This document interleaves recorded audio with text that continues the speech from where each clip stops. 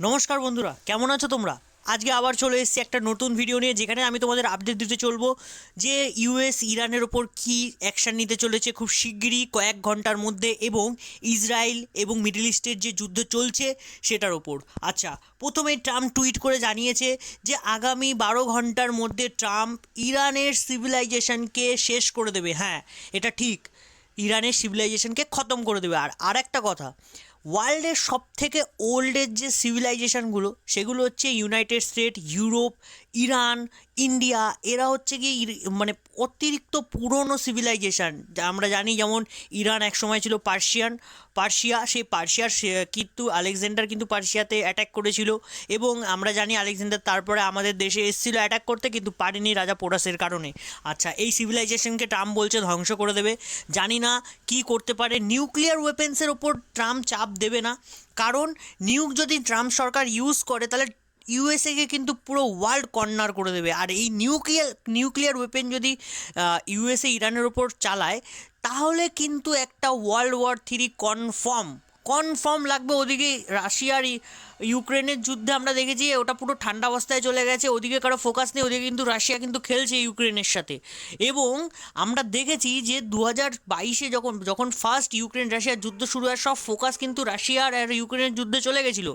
Russia এখান থেকে কি করলো, হালকা হালকা করে মিডল ইস্টের দিকে যুদ্ধের কনফ্লিক্টটা আনলো। মানে ডিপ্লোম্যাটিক আর ভাই প্ল্যানিং, রাশিয়ানদের প্ল্যানিং ভাই মারাত্মক লেভেলে মানতে হবে। আমেরিকা আর রাশিয়া দুটোকে সুপার পাওয়ার এমনি এমনি বলে না, চায়না কাগজ সুপার পাওয়ার, এটা মানতেই হবে। যাই হোক, ইরান ভাই কিন্তু ইউএসএকে খুব ভালো টেক্কা দিচ্ছে, মানে হেভি লেভেলের টেক্কা দিচ্ছে। এরম যে রিটালিয়েশন করবে ইরান, সেটা কিন্তু কেউ বুঝতে পারেনি। ট্রাম্পও এক্সপেক্টেড করেনি যে এরম লেভেলের সিচুয়েশন দাঁড়িয়ে যাবে। যাই হোক, এর 12 ঘন্টার মধ্যে কী হতে চলেছে জানি না, তবে মোটামুটি বোঝা যাচ্ছে যে ইউএসএ নিজের হার মানতে চাইছে না, ইরানও নিজের হার মানতে চাইছে না, কেউই মানবে না।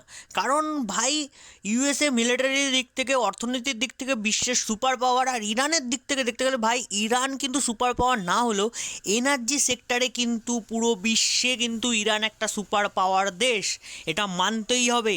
হ্যাঁ, একটা জিনিস কি, যে আজকে যেই নিউক্লিয়ার ওয়েপেন্সকে খতম করা নিয়ে ইরানের ওপর যে চাপ দিচ্ছে ইউএসএর সরকার, এক সময় কিন্তু ইউএসএই কিন্তু নিউক্লিয়ার টেকনোলজি ইরানকে দিয়েছিল। হ্যাঁ, এটা বাস্তব। ইরানের ইসলামিক রেভলিউশনের আগে কিন্তু তোমার এই ইউএসএই কিন্তু নিউক্লিয়ার টেকনোলজি দিয়েছিল ইরানকে।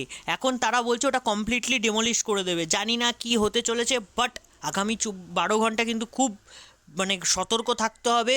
যখন তখন আমি এই ভিডিওটা 11টার সময় আপলোড করছি, তো ততক্ষণে নিউজ পেয়ে যাবে তোমরা যে কি অ্যাটাক করেছে ইরান। তবে মোটামুটি বোঝা যাচ্ছে যে ইরানের ওপর একটা গুরুতর হামলা করতে, ইরান কি রিটালিয়েশন করবে সেটা জানা যায়নি। তবে হ্যাঁ, ইরান একটা পোস্ট দিয়েছে যেখানে ইরান বলেছে যে ইরানের যে হাইপারসনিক মিসাইলগুলো রয়েছে, মানে হাই রেঞ্জ এবং অ্যাডভান্স যে মিসাইলগুলো রয়েছে, সেগুলো কিন্তু এখনও ইরান ফায়ার করেনি। যদি ইরানের ওপর অ্যাটাক হয়, তাহলে কিন্তু মিডল ইস্টের যে কটা দেশ আছে সেগুলোর অবস্থা কিন্তু খুব খারাপ হতে চলেছে। তো আশা করি তোমাদের এই ভিডিওটা ভালো লেগেছে। ভালো লেগে থাকলে চ্যানেলকে সাবস্ক্রাইব করে দাও। ততক্ষণের জন্য জয় হিন্দ, বন্দে মাতরম।